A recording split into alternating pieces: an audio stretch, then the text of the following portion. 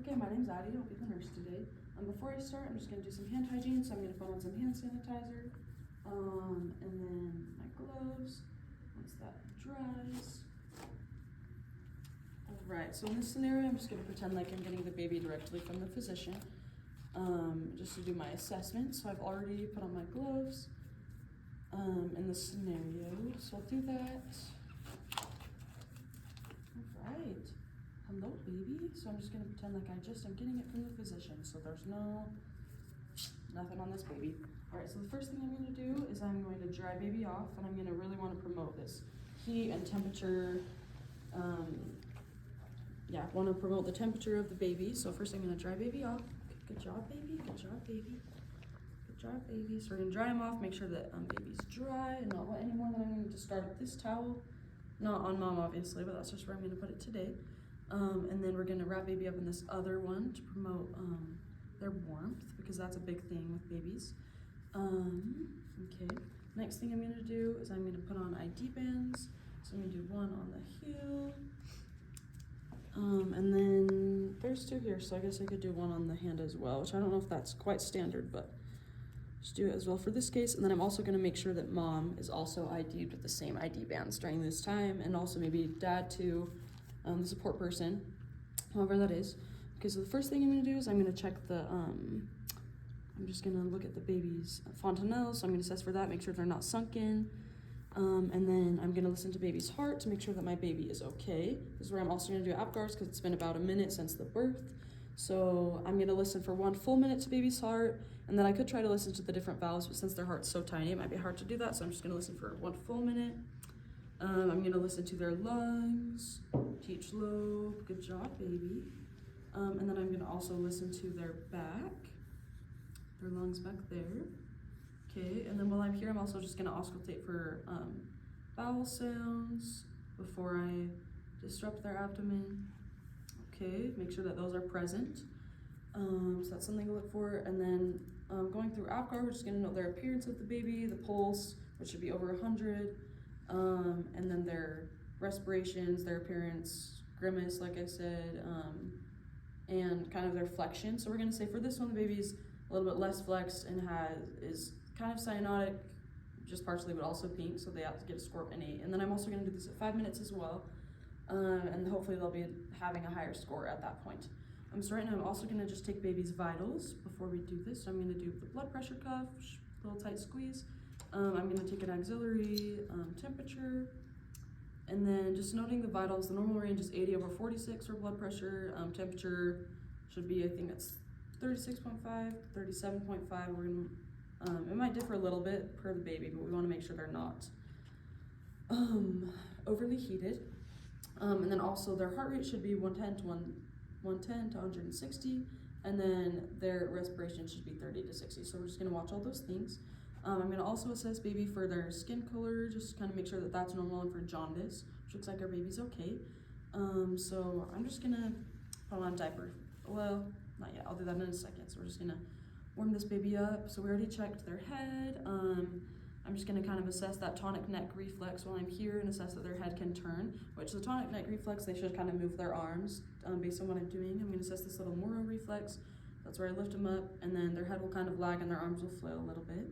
So you're gonna assess that. I'm going to assess their head. I'm gonna assess for caput and for cephalohematoma, which caput will cross the suture line. Cephalohematoma is a little bit more serious. It's those red blood cells, that swelling of blood that will not cross the suture line. So I wanna watch for that.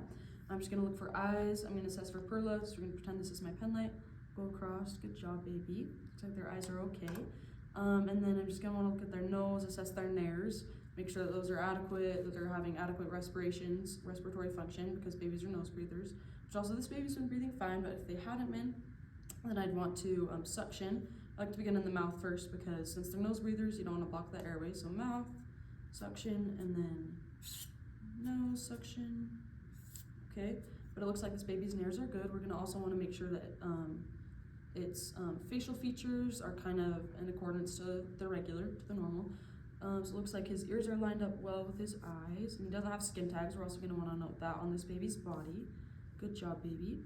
And when we're going through this, we're just going to assess for cap refill on all its extremities, which should be less than 2 seconds. Okay, we're gonna assess for some reflexes, just basic ones. Like we're gonna assess for the palmar reflex, so he should put his fingers around my hands, perfect. We're gonna assess for the plantar reflex, should put his fingers around his feet will kind of curl, his toes will curl around my fingers. Then we're gonna look for the palmar creases in his hand because that can kind of be an indication of the gestational age or an estimate of that. So we're gonna look at those, perfect. And then we're also going to want to make sure that he just has all of the extremities and that he has 10 fingers, 10 toes, things like that. We can also assess the basilar reflex over here, so that's where you just run your finger and baby's toe should flare a little bit. We can do the dancing reflex as well, so get baby up and it'll kind of do a little walk type theme. And then while we're here, we're also going to look at baby's lips. I'm going to put my finger in baby's mouth and just assess for that sucking reflex, rooting, and then if I touch the side of baby's cheek, they should kind of move their lips a little bit. So we're going to make sure that's adequate and present. And we're going to make sure that their lips are okay. We're also going to look for Epstein pearls, which could be in the baby's mouth. And we're going to assess for just the palate. We're also going to make sure that baby's palate is adequate, which this baby's is. This baby's a great baby. Also, I'm going to assess for baby's collarbone. Just make sure that there hasn't been any shoulder dystocia, any things like that. So that's okay. Baby's collarbone is adequate. While we're here, we're going to also take some measurements of baby. So we're going to take the OFC, occipital frontal circumference of baby, which is a little bit harder to do with this doll, but that's okay. We'll just do our best. So it looks like it's about a 37. So great. And then also while we do this, we're just going to want to make sure that there's no clothing on baby while we measure, so we can get the most accurate measurement. So next, we're going to take the, we're going to do the chest. Okay, 34, and then we're also going to do around the abdomen, which as I'm doing this, I'm just watching for respirations or retractions, any abnormalities in breathing. So we're at 36 for around the stomach and around the abdomen. And I'm also going to want to look for the cord vessels, make sure that it's intact. Maybe we haven't clamped it yet. I don't know about the scenario. We're just going to want to make sure the cord's intact and there, which it is present. We're going to want to look at their abdomen. We're going to palpate kind of gently just to ensure that it's oriented. You might be able to feel the liver on this baby because that's kind of typical in babies. We already looked at jaundice, so that's okay. I'm just going to turn baby over while I support the neck. Okay, baby. We're just going to look at baby's spine to make sure everything's in accordance there. It looks like this baby's spine is okay. And then also, we're going to want to note the first stool that this baby has. So the meconium, that's when they're kind of getting rid of that bilirubin, all those toxins that have built up for 9 months. So it should be dark, but we want to note that in the first 24-hour period. We're also going to want to note for output in regards to urination to make sure that they can urinate adequately. So the next thing we're going to look at is the genitalia here. So if it was a baby boy, we'd want to know, which this baby is a boy. We'd want to note if they had a circumcision. We want to kind of see things like that. If it was bleeding, had excessive bleeding, we'd want to make sure that they didn't have indications of cryptorchidism. That's where the testes don't descend into the scrotum, so we'll kind of want to palpate gently or just observe for that to make sure that those have descended out of the abdomen. If it was a girl, we want to assess for pseudomenstruation. That's kind of a thing to do with mom's hormones, where they'll have a little bit of output, or not output, but just discharge. In that area, we want to look at the labia majora, minora, make sure that those things are in accordance to how the girl's genitalia should be. There's also, let's see.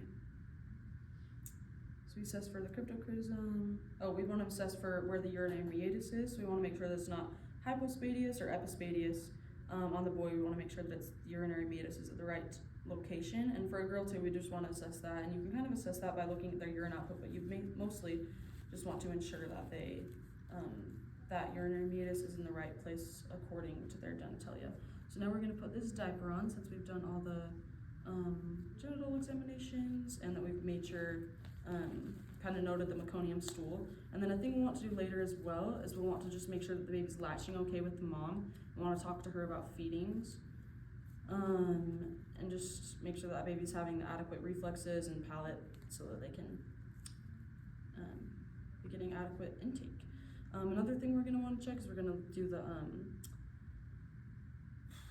femoral. So right here, we're just going to listen to that, make sure they're equal palpate for that, make sure that they're equal bilaterally, and then the brachial pulses as well.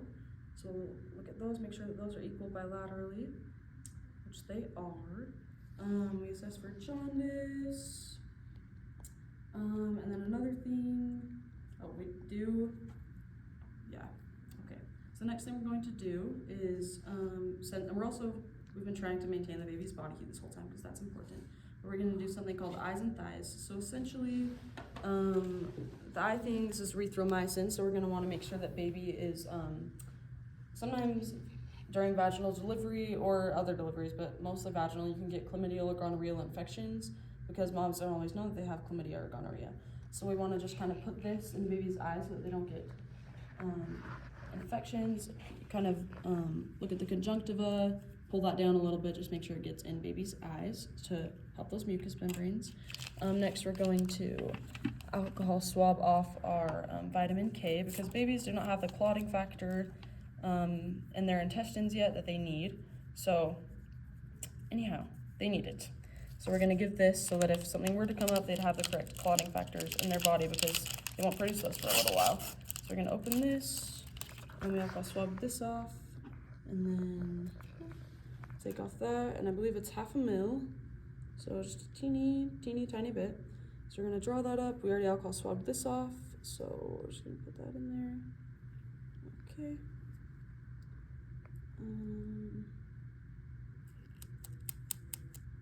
Yeah, and this is important. You can talk to the family about this as well, just kind of educate. So it's that. Let's see. Okay. So hopefully there's enough medication in this bottle, so that's good. So you have just 1/2 ml, so that's perfect. And then we're gonna want to put it back. I'm gonna recap that needle, make sure that it stays sterile, which it is. And then we'd put it in baby's thigh, but because we don't want to do that to this mannequin baby, we're just gonna pretend like this is the thigh, so we're gonna alcohol swab this off. Okay. Then we'll uncap our needle, and then squeeze that, just kind of do a dart-like motion, and then just put in that vitamin K. All right. Then we're gonna want to discard of this in the sharps container, so discard. I'll throw away my other plastic things. And then also, I realized that I did not take the weight of the baby. I forgot to do that. So we're gonna take the diaper off of baby, and we'll just weigh baby. Alrighty, so make sure to weigh the baby, get their weight. We're gonna put baby back. And then also during this time, I'd also want to take their blood glucose level, which you want to make sure is not under 40 because that's an indication of hypoglycemia, which we do not want baby to have, and then we'd go from there if that were to be the case. But essentially with that, so you have your glucose monitor, which we don't have one of those, but whatever. So you're gonna kind of hold their heel. It's essentially the same as just getting another blood sugar. So you're gonna hold their heel like this, squeeze it, alcohol swab, do all those good things. And then you get the little stick, and then stick it, wipe off the first thing of blood, then get their blood glucose measurement. So that's perfect. And then also, I forgot to take the length of the baby as well. That's okay. As we're going, so we're just gonna take the length, 19 inches or 48, okay. And then we're just gonna make sure we preserve this body heat of this baby. So we already checked for caput, cephalohematomas, or other odds and ends with their cranium. We're gonna make sure they have no neural tube defects as well when we kind of assess their spine like we did earlier. Just make sure that's okay, their extremities are okay, their color, pallor is looking good. And then another thing we want to look for with this baby is a few things that I can also teach mom about when I go back in, but for today's instance, I'm just gonna say it here. So they might have things called milia that are just kind of pores that haven't quite opened up in their face, which are nothing to worry about. Those should go away on their own, but don't try to pop them because they're not zits. They just might be little white kind of flecks, little peppers or flakes across their face, and they're cute, so it's okay. And another thing we'd want to look for is a Mongolian spot. Those are typical on the back or bottom of the baby. With those, it's more common in like ethnicities like African Americans or Hispanics, Latinos kind of thing, but those should go away on their own or at least by adolescence, so that's okay. Another thing you can look at is a port wine stain. That's just kind of a birthmark, also called a stork bite, that might appear on baby's face. Those typically don't go away on their own, but sometimes they can. But also you want to get rid of them if you were with like laser therapy, things like that. So anyway, we assessed for cap refill. We already looked for the mouth. We did temperature, state of normal vital signs. And then, yeah, so we're just gonna wanna teach mom about the latch score for this baby, make sure that they're feeding adequately. We're gonna wrap them up, make sure to preserve their body heat. And their ears, their nares, their orifices in their body. The meconium stool, urine output. Yeah, just make sure the baby's warm. And then we're also going to want to promote skin to skin with mom. So this all could have been done on mom's chest, but just for the sake of today, I did it over there. But had it been in the real world scenario, I really would have wanted to promote this golden hour of time with mom. So we're gonna take baby out. We're just gonna promote this skin to skin. So there you go, mama. We're gonna also make sure they're the right patients and oops, it's okay. We're gonna also wanna make sure that baby is still kept warm during this time. So, anyway, just gonna assess those things. We did the dancing reflex, tonic reflex, Babinski, I think I said Bacilla earlier, but Babinski reflex. Just all the things, make sure the baby's adequately taken care of, hydrated, taught. And then we can also tell mom about how we administered the erythromycin and vitamin K. And then we're gonna wanna just make sure that the baby's safe. And yep, that's it. So just do hand hygiene and then we'll be done.